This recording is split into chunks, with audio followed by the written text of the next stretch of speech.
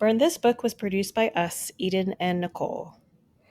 Music was written by me, Nicole, and performed by my dad, Frank. Bye-bye, Dad. Bye-bye, Dad. Bye-bye, Dad. All right. Okay, I feel good about that. All right. Up next. Our next book. Scroll down. This is Burn This Book, a podcast where we, Nicole and Eden, read a banned or challenged book twice a month and discuss its meaning, impact, and censorship to make it more accessible for all readers. This week's book is Cinderella is Dead by Kalynn. I believe that's how we're going to say her name. Kalynn Bayron. Oh, I'm doing such a bad job. Kalynn Bayron. I'll figure that out. Which was published in 2020. I loved this book. Eden. You did? I did. I was like, ooh, what a read. I didn't want it to end. I really enjoyed it. So, and I'm not a fantasy fairy tale gal. I mean, I am a fairy tale gal. I'm magical, but I don't enjoy reading them in my adulthood right now. So, yeah. What did you think? I thought it was pretty predictable. For sure. But like the final stand at the end was pretty effective for me about the harms of patriarchy. Ooh, okay. Not just on women, but also on men. Oh, I love that. Let's give a quick summary on this sucker. I'll give my try. Okay. So this is a queer rendering of the Cinderella story, but it takes place generations after Cinderella, the Cinderella we all know and love, has died. So it's in the same kingdom, and the mythology of Cinderella is very important. And there's little twists and turns, and it's about one girl in that kingdom who stands up to the system, which requires them to go to the ball, be chosen by a man, and no matter how it ends for that individual. Mm-hmm. So let's talk about it, Eden. All right. You thought it was predictable? What? Did it remind you of every remake of every live-action Disney movie we've seen? But just it did. She's gay. She's a lesbian. Yep. That's the difference. Yeah. Same. Yeah. I thought it was. Well, you tell me why you loved it so much. I thought it was written pretty easily. Like, it was very readable. It was a very quick read. She didn't linger. The author, I just assumed some pronouns. The author did not linger too long on scenes. I felt like the author, it moved fast. We got to the point. We didn't have to like figure out, what is this like little fellow villager boy's story? What's going on here? Like they just kind of like spit it out for us pretty quickly, and I really appreciated that. We saw where it was going. There was I found it enjoyable. The thing that bothered me though, Eden, was okay, so the main character, she's feisty. She is gonna pave her own way. She like blatantly disrespects like the guards and the people in the community and like the authorities. I just feel like that was ridiculous, because she like the punishments for doing anything against the grain is like death or banishment or whatever, and she's like so flippant about it. That drove me crazy. It's that usual like fantasy thing where like the main character is just like untouchable. It's so sassy, and I was like, okay, the sass needs to tone down. Like let's be smart. Like there's no way this person is gonna survive this book. Like they're so not self-aware and not smart about it. Sure, they've got grit, but no street smarts. Yep, no street smarts. It's interesting because a foil of hers, Sophia's, is what was his name? Luke. Mm-hmm. The village boy. The village boy. He was a neighbor or something, and he was like, somehow he helped them. I don't understand that relationship, how he just like became their carriage driver person. I don't Because know you'd think in either. that society she wouldn't be allowed to be alone with boys unless that was her husband, right? Yeah, I don't know. I don't know, but yes, Luke, foil. Luke, he is also gay, but he proposes to, literally and figuratively, proposes to Sophia that they get married because that's like the safest way for them to survive in this. Mhm. And like going to your point of, it feels unrealistic to be so against the grain when the consequences are so high, Mhm. that I feel like she would have taken him up on this, and or had just married a man. So I feel like there was like a lack of Mhm. character development from like, how did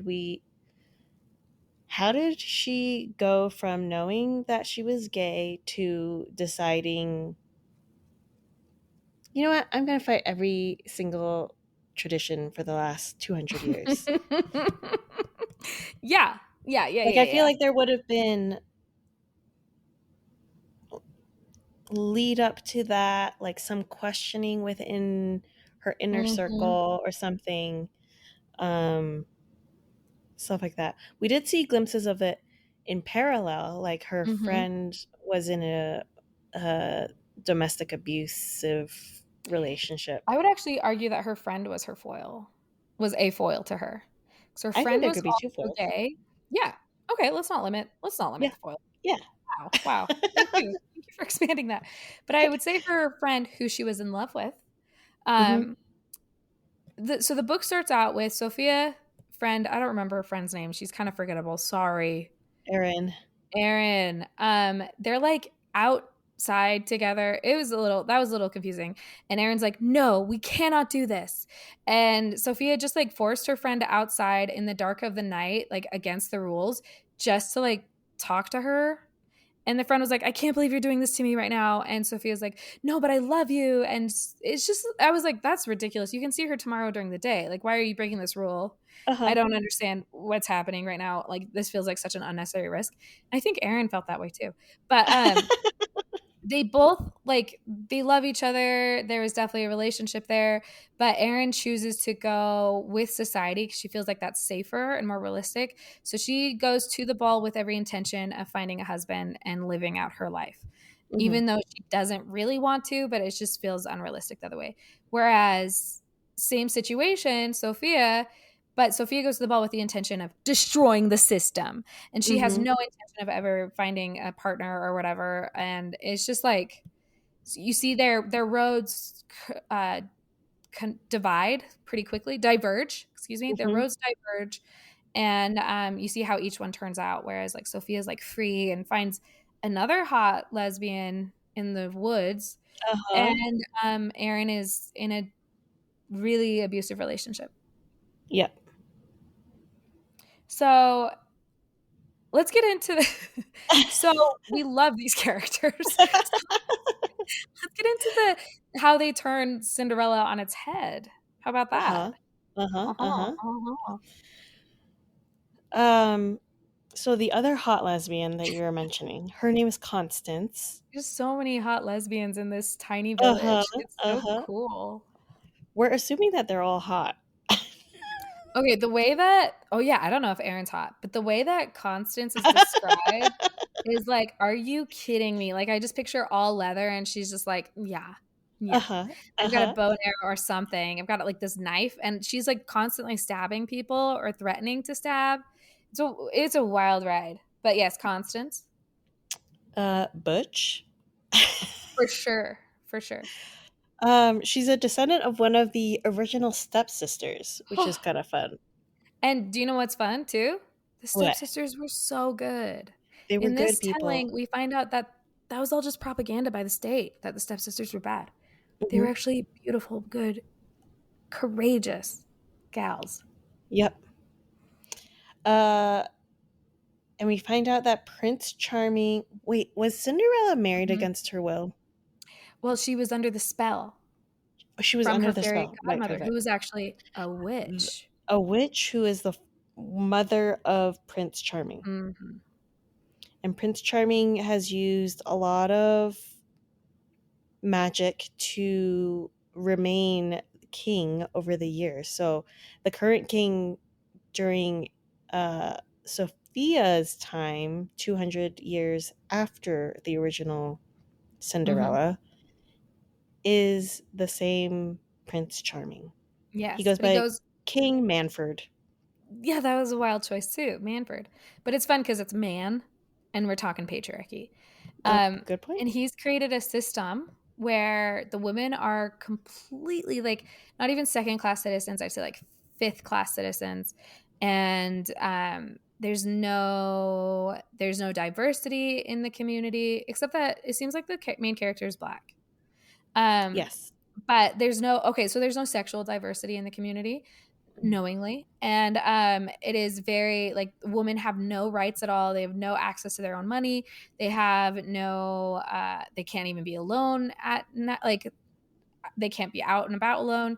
They also they're just objects for these men basically, and there's a lot of sexual violence, like a lot of it. And the whole shtick is that they all have to go to this ball and be stunning, and then they're chosen by a man, and then we never see them again basically.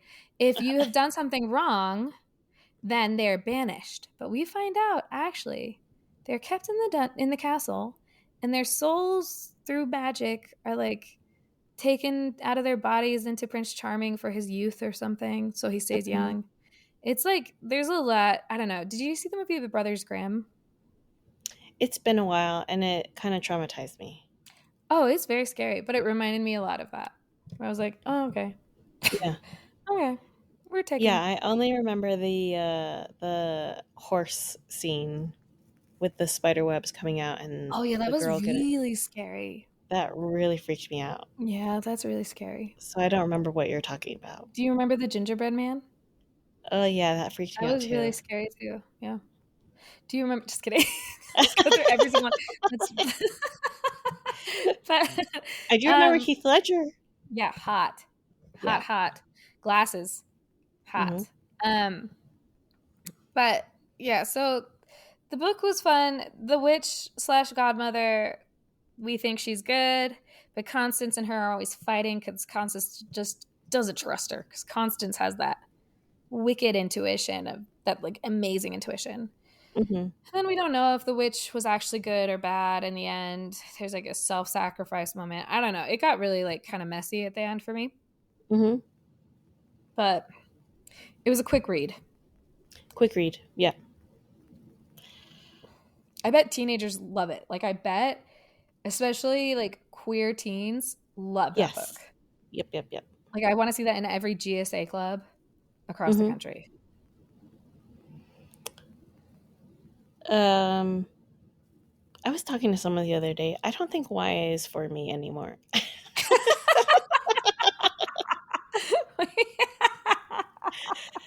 I think like Okay. after reading like Judy Blume and The Agony of Alice, like both of those were such charming books, Mhm.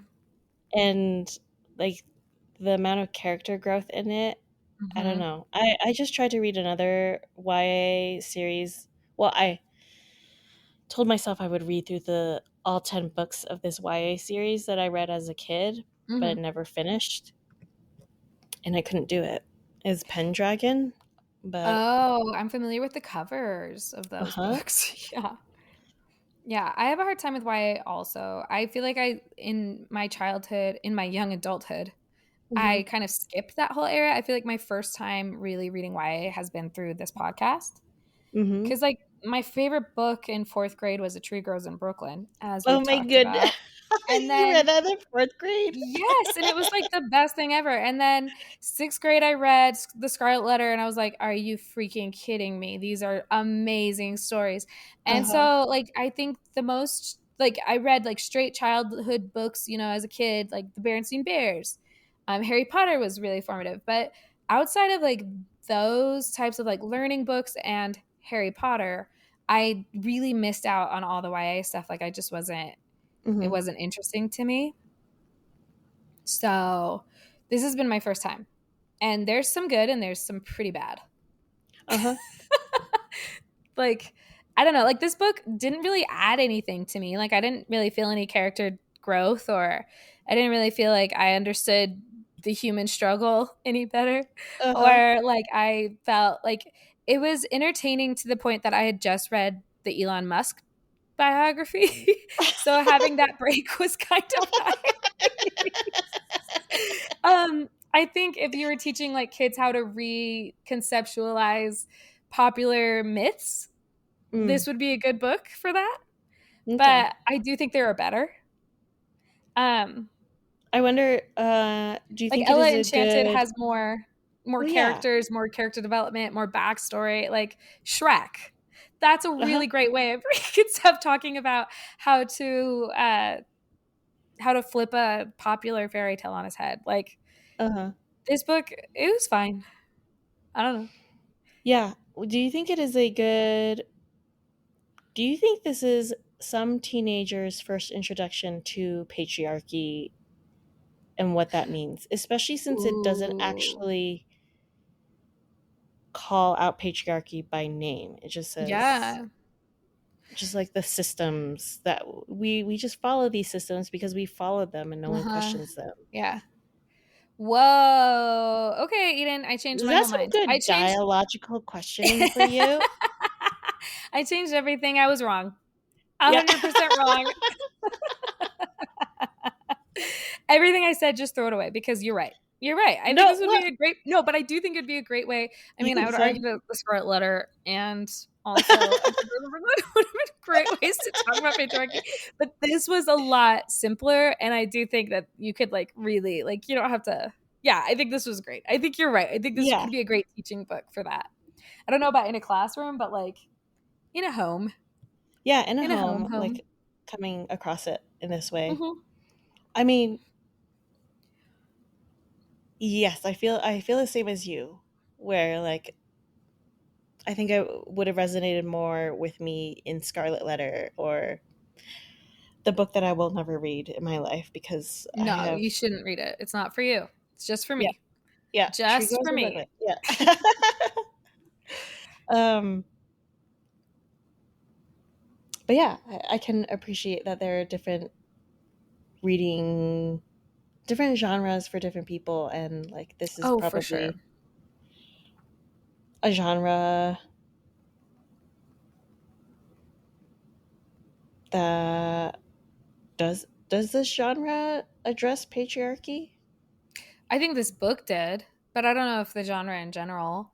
Like, Mm. okay, so I do take it back. I did read some YA books, like in the summertime. I remember they were my mom's from the 70s, and they were all about like quirky surfer girls in, and they used like the words co-ed a lot. Like they were like going to like co-ed activities, Uh-huh. co-ed events, very 70s energy. And their names were all like Mary Jane, and they were like meeting guys named like Chuck. Um, Uh-huh. and like dealing with big feelings. But that was because I just loved the nostalgia of the Uh, 70s. But so I think I do think that this book is I think it was a solid fun time. mhm. Um I did recommend it to one of my friends. Mhm. And because I was like, she's not feeling good. This could be a fun, easy listen or read, whatever. But Uh-huh.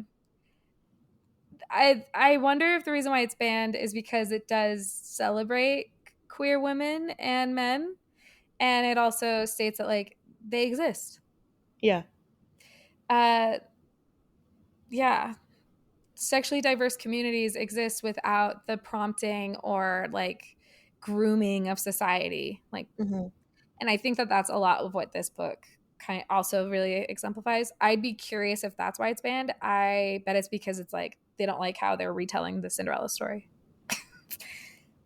No, I think it's because characters are gay. Yeah, you're But right. let's take a look. Let's just take a look. Let's just try. Okay. Jeez. Okay. As recently as 2022, Cinderella's Dead has been involved in a number of censorship challenges in schools throughout the United States, Sure. uh, mostly in Texas. This was Oh. included in a list of 134 books that have been challenged by the independent school district and consequently removed by the committee. In San Antonio, the title was removed alongside a list of over 400 books after Representative Matt Krause Ugh. published a list of books that he deemed would cause students discomfort for addressing sexuality and race. Ah, Jeez. I don't I think it would mean, cause them discomfort. I feel like if a kid isn't like I feel like if a child doesn't identify within the queer community, I cannot imagine them wanting to read this book. yeah. Uh, Like I don't think causing discomfort. I think it would cause parents discomfort because it would mean that they don't know that much about their kid. yeah. And also, there was no like race discussion at all. I didn't think so. I The think they main just mentioned character that she is was just black. Yeah. black. Yeah. Gosh. That's amazing news. I think it's funny that like Yes. a common what's it called? A common insult of liberals is snowflake. But Oh this yeah. feels like the most snowflakey thing that conservatives do. Yeah. Uh-huh. Well, I mean, remember the whole burning, like lighting those like it was Budweiser on fire. Like, come on. What's Like, that? remember when what's her face? She's a trans model. She's beautiful, and she was the uh like one of the spokespeople for Budweiser. Uh-huh. And then all the conservatives like made videos of them like burning Budweiser cans, Uh-huh. dumping the Budweiser cans out. Like it was just so dramatic. Uh-huh. It was like, okay, that was so unnecessary. Yeah. No, I for Snowflakes on all sides. on all Everyone, sides, we're all a little yeah, sensitive.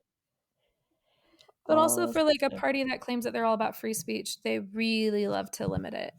Mm-hmm. So that's cool. It's cool, cool, cool, cool, cool, cool. And Like it's they're also actually like not like making it into law, which is wild. it is wild. Would you say it's also not what? It's not taking like a political stance at all, the book. No, it's just against patriarchy, but I guess patriarchy is political. Like I Yeah. guess it's right wing now. Yeah. Like I thought that it's interesting what things are now considered right versus left. Uh-huh. Like I think Mm-hmm. I told you about that interview with Ross Douthat and the showrunner for Andor, how Ross was like, "Well, your show's left wing," and the showrunner was like, no, it's just against like totalitarianism. Yeah. But if you identify with that, I don't know what to tell you." Yeah. But I wouldn't say that that's like a historical Republican value is being all about authoritarianism. Mm-hmm. But if you think it is, then that's another conversation. Yeah. Mhm. Big So sigh. big sigh. So I don't know. I don't know. Loved it though. 10 out of 10 conversation. 5 out of 10 book, but 10 out of 10 conversation. Uh-huh. There you go. There you go. Mhm, mhm, mhm, mhm. Okay. Okay, I think that's all we have. Um, amazing. before we close, Yes, let's bring please. up what are these called? Reviews. Reviews. As a reminder, please rate and review our podcast, hopefully positive. If you have any Mhm. negative feedback, you can give that to us privately. We At don't our wanna see it on email, our public channels. uh, No, we um, do, it's fine. Whatever. burnthisbookpodcast@gmail.com. Mm, wonderful. Okay, so let's see. I think this is where we left off. Mhm. This is by Bald Eagle. Ooh. Nicole and Eden have excellent rapport with each other and their guests. Important subject matter, and I always learn so much and add more books to my to be read, my TBR. Oh my gosh. Who's As a in guest, Bald Eagle? Oh, I go have on. no idea. As a guest, they were so fun to wait. They were a guest? Who As a is guest, they were this? so fun to work with. Would totally return if they'll have me. Yes, we'll have I you. don't know. We need to find out who. Just kidding. Yes, we'll have you. Who is it? I don't know. Bald eagle. Bald eagle. Who do we know that is a bald eagle? Is it? I don't know any personally. Is it Carrie? Is he actually an eagle? Do we know any bald people that have been on this podcast? No. No, we don't. We don't do that, do Shel we? Silverstein. He's like, bald eagle. He went to an in front of the bald eagle. Wiggling his toes. Seriously, it is so weird. If you, dear listener, are still not convinced that that's weird, go look at his like Mm-hmm. industry. Yeah, I don't know what's his official website. Yeah. It's weird. It's a little weird. Anyway, keep leaving reviews. Yes, please. We like doing this. We hope you enjoy listening, and we'll talk to you later. Okay, bye. Bye. Burn This Book was produced by us, Eden and Nicole. Oh no. 1 second. Let me do a little do not disturb. Did you hear that? Uh-huh. Yeah, real loud. Okay, can you do that again? Yeah. Burn This Book was produced by us, Eden and Nicole. Music was written by me, Nicole, and performed by my dad, Frank. Yay.